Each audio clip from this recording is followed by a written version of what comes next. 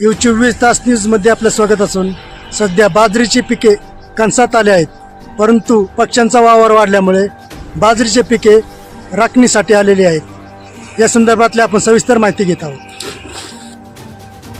बाजरीची पिके वाचवण्यासाठी शेतकऱ्यांची धडपड, पिकांवर पक्ष्यांचा मोठ्या प्रमाणात वावर, पिके वाचवण्यासाठी शेतकऱ्यांचे होत आहेत हाल।